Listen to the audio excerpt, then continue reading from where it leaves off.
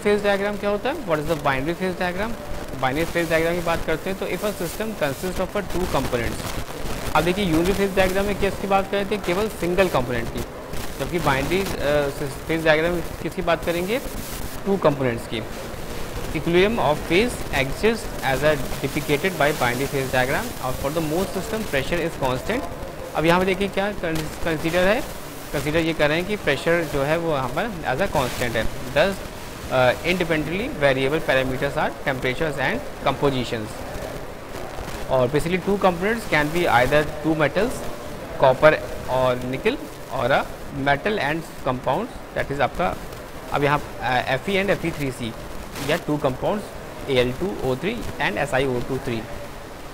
तो binary phase जैसे ही आपका एग्जाम में अगर आता है कि what is the binary phase diagram, तो आप सिंपल लिख लोगे कि if a system consist of two components equilibrium of phase exist is depicted by a binary phase diagram.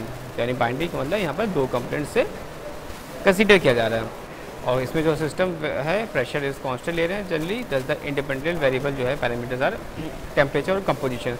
तो ये टेम्परेचर और कंपोजिशन क्या हमारा इंडिपेंडेंटली है और प्रेशर हमारा क्या है? कांस्टेंट है। प्रेशर कांस्टेंट है और टेम्परेचर और कंपोजिशन क्या होगा हम लोग वेरी कराएंगे। और जनरली इसमें हम दो कंपोनेंट्स कैन भी आइदर टू मेटल्स ले सकते हैं, कह सकते हैं कॉपर और निकल, या हम लोग मेटल और कंपाउंड ले सकते हैं जैसे आपका Fe और Fe3C, या हम दोनों ही कंपाउंड ले सकते हैं जैसे कि Al2O3 और SiO2O3।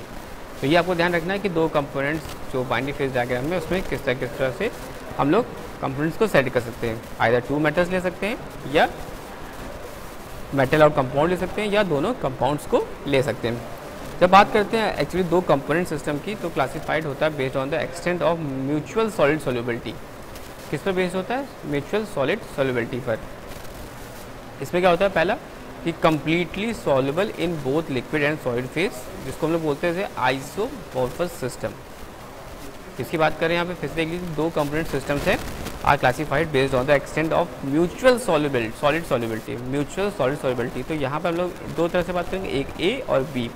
जब ए की बात करते हैं तो यानी कंप्लीटली सॉल्युबल है in both liquid and solid phases में, जिसको मतलब बोला गया आइसोमॉर्फस सिस्टम। यानी यहाँ पे क्या हो जा रहा है? यहाँ पे कंप्लीटली सॉल्युबल हो जा रहा है in both liquid and solid phase में। और बी की बात करते हैं तो जब क्या हो जा रहा है? Completely soluble in liquid phase where as a solubility is limited in solid state. तो ये अगर आइसोमॉर्फस सिस्टम आ जाता है तो आप समझ जाओगे कि this one is the completely soluble in both liquid and solid phase की बात हो रही है। कंप्लीटली सॉल्युबल की बात करें in liquid phase where is the solubility is limited in solid state. तो अगर आइसोफॉर्मस सिस्टम होगा तो उसके एग्जाम्पल क्या होंगे? Copper nickel, Ag, Au, Je, Si और Al2O3 और Cr2O3 और आइसोफॉर्मस सिस्टम